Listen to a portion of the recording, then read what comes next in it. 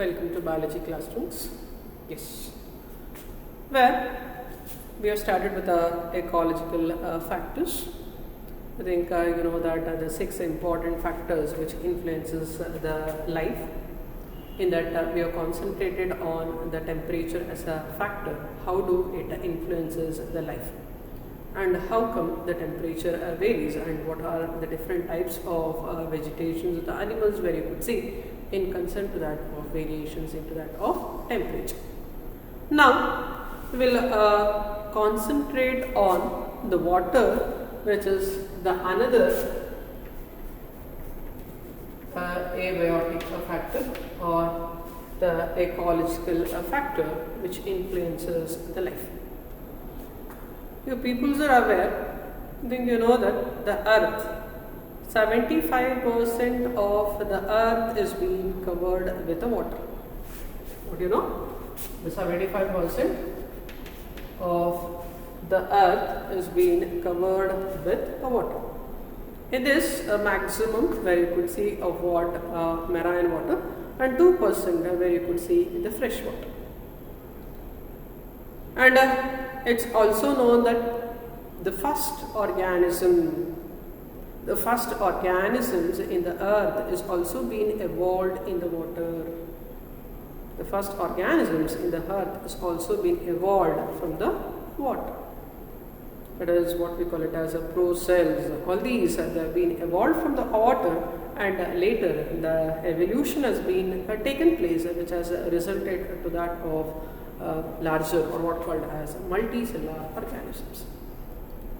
And water plays an important role for all the living organisms. Water plays an important role for all the living organisms. Either you take animal, or even if you take plant, if you take the body of any of our animals, a maximum percentage of a body is being covered with the water. That is 60 to 70% of a body of either the plants or animals or any of a living organisms, it is being composed of what? Water. Anyway, you know the cell itself is a functional unit of life. In this cell where you could see the protoplasm is the one which forms the main constituent, and it is also being filled with what? Water. So water is the one which forms the main part in our body.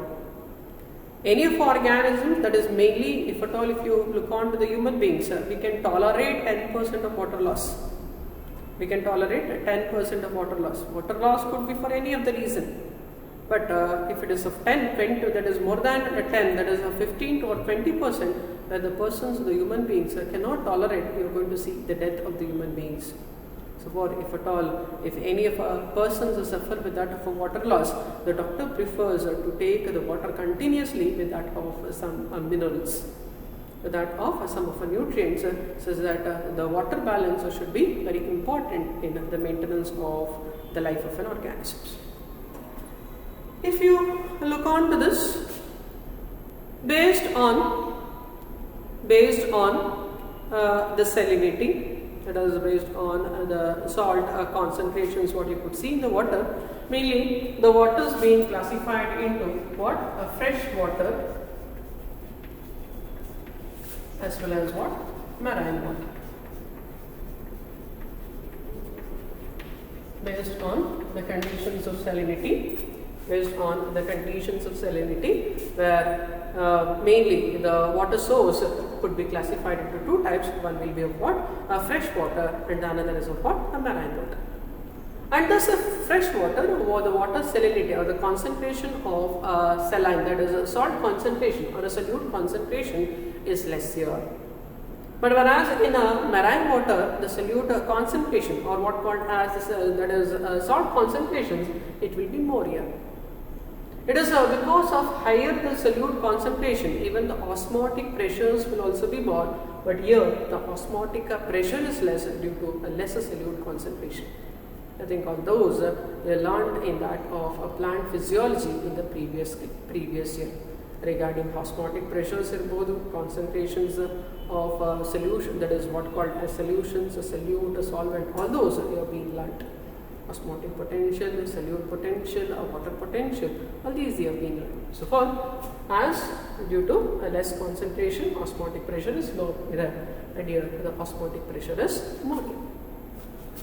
But if you look on to the fishes who have been surviving in a fresh water, or any of the aquatic organisms which are surviving in a fresh water, they are not capable to survive in marine water. If they have been adjusted or if they have been habituated to this, only they can survive in this region. And if you are going to shift or if you are going to replace that with the marine water, they cannot survive. Because the body has some particular modifications or a mechanism which makes them to get adjusted here. As if you look on to that of a freshwater organisms, finally if you take a fish itself, as the osmotic pressure is low here, that is outside, in the outer environment, osmotic pressure is low. So for there is a chance of entry of water into the body through gills or through the mouth. Entry of water. So for they spend some amount of energy for water output. They spend the energy not for regaining the water, that is to remove the water from their body. In that way, thus the fresh water, they have got some modifications and also they have got some adaptations to get adjusted to this. But if I talk about a marine water, it is vice versa. Here the osmotic pressure is low, but solute concentration is more. Osmotic pressure here it is high, and the solute concentration is more. So there is a chance of water loss here, as the outside the environment, as the concentration of water is more, concentration of solute more. So for there is a chance of what? Water loss.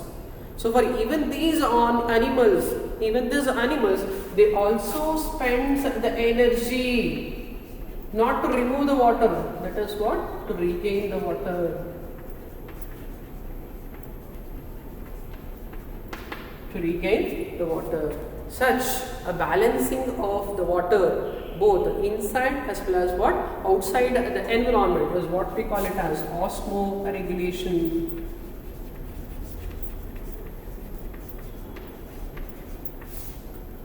Balancing of the water conditions, so both in an internal to that of the external environment, is what we call it as osmoregulations. I think each and every organism has a capacity of what? Showing the property of what? Osmoregulations. And also here, based on the tolerance to that of salinity, that is salinity, based on the tolerance to that of salinity, where you could see there are two types of animals. One is a stenohaline and euryhaline animals. If animals tolerate to a narrow range of salinity, not to the broader range, if animals tolerate to a narrow range of salinity, only with slight variations, we call it as what? Sterohaline animals. But if animals tolerate to the wide range of salinity, if animals they tolerate to the wide range of the salinity, we call it as what? Euryhaline animals. So for based on the tolerance capacity to that of salinity, we are going to see the animals being classified into two types. One will be of a stenohaline and the another is of what? Euryhaline animals. In stenohaline, where the animals they tolerate to the narrow range of fluctuations in the salinity conditions, but here they tolerate to a wider range of fluctuations of what you could see in the salinity. In that way, you are going to see two types. One will be of a stenohaline and another will be of what? Euryhaline animals. Another is of what? Euryhaline animals. And next, as we are concentrated to that of animals. In the same manner, even the plants based on the capacity to which they can tolerate the water conditions, where the plants being classified into are mesophytes,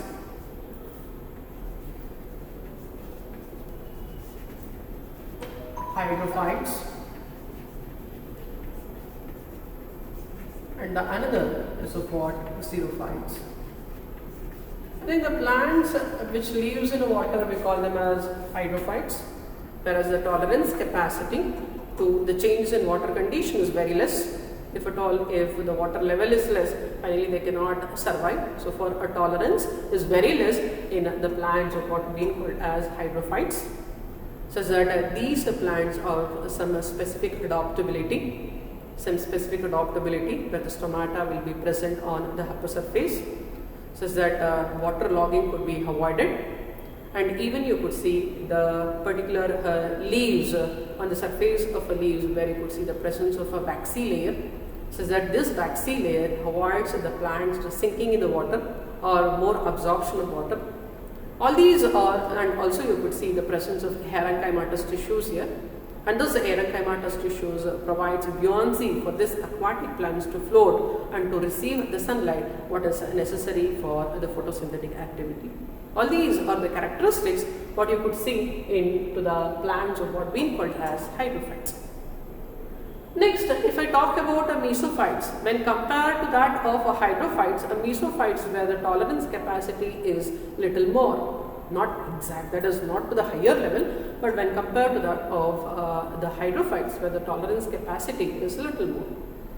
Even without water, these plants are capable to survive for 1 or 2 days, if not a maximum of 3 to 4 days. If not a maximum of what? 3 to 4 days. In that way, these plants will be having special adaptability, that is, they produce roots deeper into the soil. In turn, they take off the water which is present in the soil with the root hairs. In that way, where they are capable to maintain, that is, tolerance capacity when compared to that of hydrophytes will be little more in the plants of what called as mesophytes. As all of you know, in xerophytes, I think the plants which are grown in a desert areas, we call them as xerophytes. Here, in xerophytic plants, where the tolerance capacity will be more. Why? Because they have got some adaptations. Here, the stem is being modified into leaf. For the photosynthetic activity. Same manner, the leaf is modified into thorns, that is to reduce the rate of respirations. And here, the leaf contains the mucilaginous substances. This mucilaginous substances provides the water which is necessary for the photosynthetic activity throughout their lifetime. And even you could see the presence of the spines on the marginal surfaces. All these which gives a protection and also which functions in checking the rate of transpiration. And these are the plants where they will be having stronger roots and more number of root hairs, so that can go deeper into the soil and finally they can absorb the water what being present in the crevices of the soil. And they have got a thicker cuticle to avoid loss of water during transpiration, a sunken stomata. All these are the characteristics what you could see in the hydrophytes which makes them to survive under water stress. So for even with minimum amount of water or even without the water also for a longer days, these are the plants which can survive. And so for here the tolerance capacity will be more. Here the tolerance capacity will be more to the plants of xerophytes, and whereas for the hydrophytes it is less, and for mesophytes it is average. In that way, the plants being classified based on the water tolerance capacity into that of what? Hydrophytes, the mesophytes, as well as what? Xerophytes. As all of you know, and this water cycle, you have been learned from your school level. That is the water which is present in the land surface that gets evaporated. And this forms into water vapors. And this water vapors they gets precipitated to forms into the clouds or what called as the fogs or those. And this clouds further they undergoes, that is they breaks off to form into what? Rainfall. The clouds further they forms into what? Rainfall. In this way the water gets recycled in that of environment. and water is very much essential for all the living organisms for their survival. Without water, I think highly difficult to expect the life of an organism. Without water, it is highly difficult to expect the life of an organism. Water is an area which provides a space for many of our plants, for many of our animals, and for many of our organisms, and so forth. This also acts as a habitat for the growth of different life of an organisms. Clear? And this is concern, that is, this is one of the important ecological factor which is necessary for the sustenance of the life of what present in the earth. I think you people are clear, I feel, in concern to that of the water. Yes? After studying the water,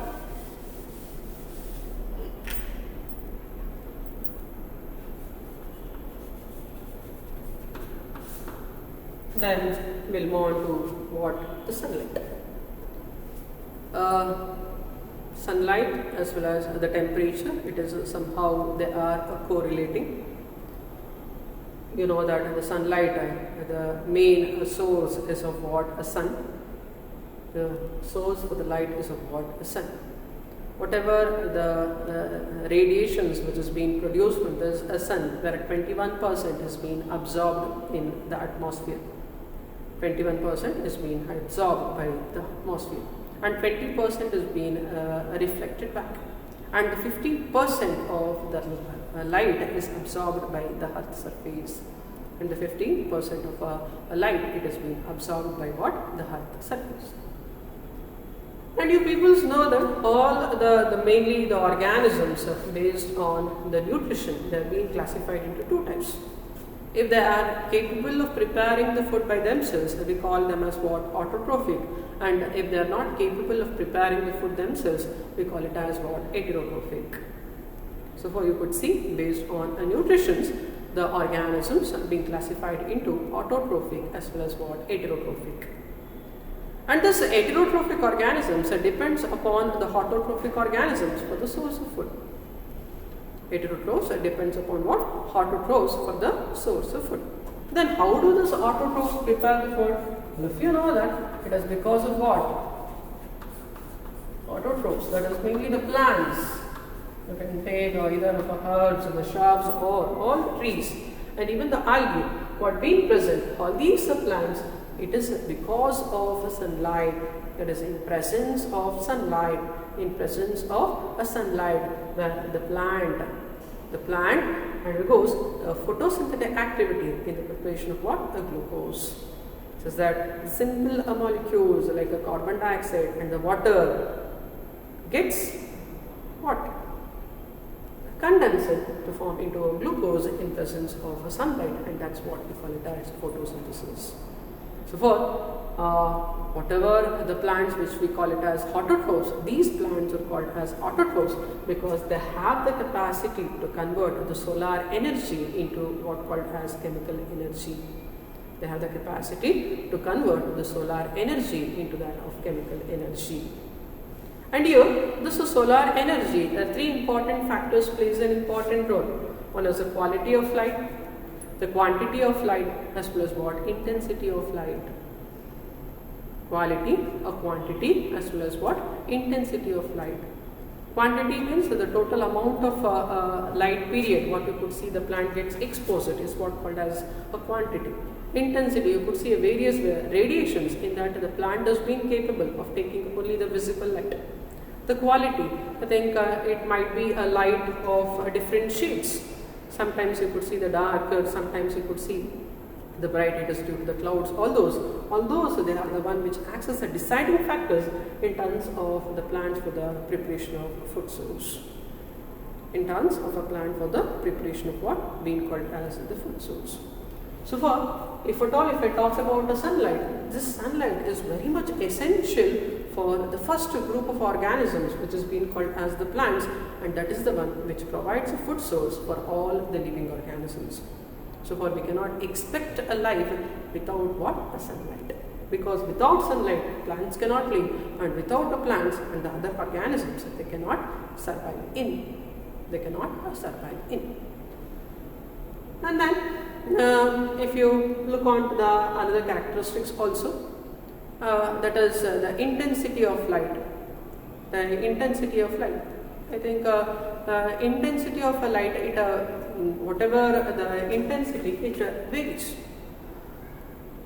Finally, lesser the wavelengths, or what we call it as lesser the intensity, where it goes deeper into the water. It is mainly you could see the plants, even they are present inside the water. It might be submerged, or even it is present very to the lower level. Even for that particular plants, they require the sunlight for their food, what we call it as for their energy source. So for the shorter the wavelength, or what we call it as a lesser the intensity, it has a capacity to go deeper and make the plant to get availability of this and to prepare the food by their home. To prepare the food by their home. Then is that the sunlight is essential for only plants? No, even it is essential for animals also. One more important thing is, many of the factors, many of the physiological factors what plays in a plant, it is completely dependent upon what? Sunlight. It might be transpiration, it might be photosynthesis, respiration, production of a growth hormones, a flowering. All these they are dependent upon what? Sunlight. I think last year when we studied about plant physiology, I think for all the physiological factors, that is chapters what being studied, at the last where we are studying the factors which influences photosynthesis irbodu, respirations irbodu, transpirations irbodu, growth and development and finally we have written a light. So for light is the one which acts as a directly influencing factor for all the different physiological or the chemical reactions which takes place in a plant body. Higher the light intensity, more the rate of transpiration, same thing, more the rate of photosynthesis, same thing, more the rate of respiration, followed to that of growth and development. Lesser, all these processes gets reduced. So for light is one of the important factor for many, that is for all the physiological activities what has been taken place in a plant. Not only this, even the animals.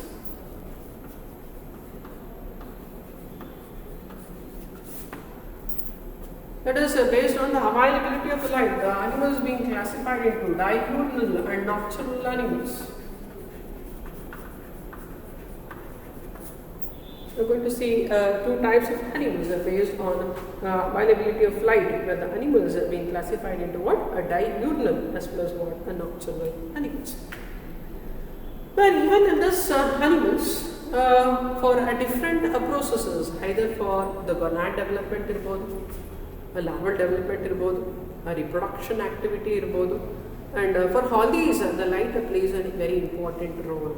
The light plays a very important role. I think even if you could see, if at all, if the light intensity is very less, finally will not be in such a good mood. If it is an average, yes, in the same manner it influences for various factors also. And in many of the animals, the development of the eyes is also being influenced by the light. The development of eyes is also being influenced by the light. Finally, the animals which are present in the darker areas, the animals which are present in the darker areas, either it might be in the cave, or it might be in the dwelling places, or it might be in the deeper in the oceans. Mainly in these particular animals, as the light availability is not more there, so for where they will be having a poor vision. So for the vision or the eye, where it is not of much well developed, mainly to that of animals which are present in the darker places. So for even here, one of the important factors which is responsible, that is what you could see in the animals, that is a rudimentary or the full development of eyes could be seen in the animals which are present in the darker places. And even the animals, they get moved, that is the movement of animals is also dependent on what? The sunlight. Only you could see during a day movement, and also some animals, they move into that of a light, that is when there is a darkness, and that's what we call it as what? Nocturnal animals. In that way, the light also plays an important factor which influences the activities, or what we call it as the life activities in a living organisms.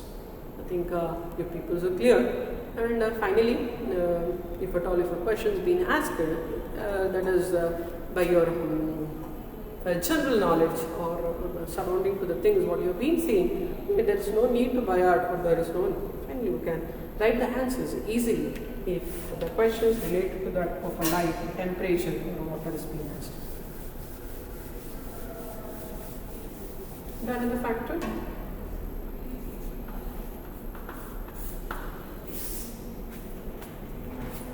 Well, if you know that the soil, it's a mixture of mineral particles as well as what organic matter. It's a mixture of what mineral particles as well as what organic matter. And this soil is the one which acts as a hoe for decomposers retrievers and even for the carnivorous organisms. So for this is the one which acts as an important component or the home for different organisms. Not only that, even it is a house for the roots of the plants. Even it is a house for what? The roots of the plants. As all of you know, the soil is the one which provides a water, nutrients, which is, and even it produces, that is provides hair also, the heat also for the plant for their growth as well as for developmental activities. I think the soil is the one which acts as a media for the growth of the plant. And this soil, as I said you, it is a mixture of what called as the particles as well as what minerals, organic matter. And this soil is formed by the process what called as the weathering. The soil is formed by the process what called as what? The weathering. Weathering, it's a process where the rock particles, that's the larger particles, they are broken down into a smaller particles by physical as well as what? Chemical processes. By physical as well as what? Chemical processes, and that is what we call it as a soil. If you look on to the soil, the color, the texture and the quality of the soil is not the same throughout. It varies from one place to that of the other place. And also based on the quality as well as the texture of the soil, based on the quality or the textures of the soils being classified into many types. It might be what being called as coarse sand, the fine sand, the silt, the clay, the gravel or the fine gravels. All these are the different types of the soil what you could see based on the soil's textures as well as what the size of the soil particles, where gravel, fine gravel, sand, fine sand, clay, silt, based on the textures, as well as the size of the soil particles, so the soils have been classified into different types. And if you look on to this, all these soil particles, where the porosity and the water holding capacity varies. The porosity as well as what? Water holding capacities will be, that is varying. Where here in a gravel as well as what you could see in a fine gravel, the water holding capacity will be more, and even the what being called as that is the holes is very less.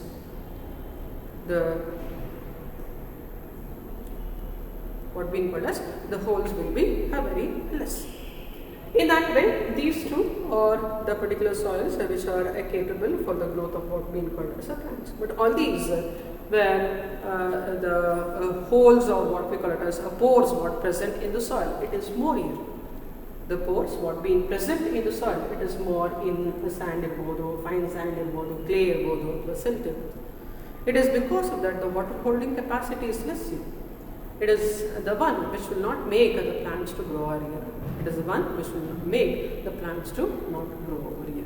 In that way, the soil based on the capacity of that is a porous capacity as well as a water holding capacity which makes the vegetations. If the water holding capacity and porosity is less, water holding capacity is more and porosity is less, it is the place for the growth of different vegetations, but if it is vice versa, the vegetations is very less. And I think you people are aware when you take a deep drench in the soil where you could see a different layers. And whatever the different layers, what you could see in the soil, we call it as what? Soil origins. That is what we call it as soil origins. This is soil origins. Now finally, if it has been taken, soil origin, if it has been taken, where it has been classified, topmost where you can see the letter which has been written as the L, a letter. Next to that, where you could see the fermented letter,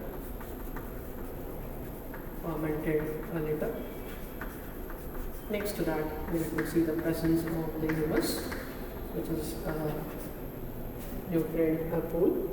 Next to that, we will see the presence of topsoil. Then where you could see the subsoil, then where you could see the presence of rock particles. These are the different origins of what you could see in that of a soil profile. That is all together they form the soil profile. It is a soil profile where you could see the soil as a different horizons. This is different horizons. First there comes the litter, the fermented litters, then followed to that of a humus, then the topsoil, a subsoil, as well as what? The rock particles. So this is the different origins of what you could see in that of what? The soil. And you know that the soil is one of the deciding factors, for the growth of that of a plants or even for that of animals. And finally, as I said, based on the textures, the capacity, according to that, the plant, that is vegetations, animals, all these they get decided. I think these are some of the ecological factors. These are some of the ecological factors which influences the life of an organism. I think in the next class we will concentrate on the responses of the living organisms to this ecological factors.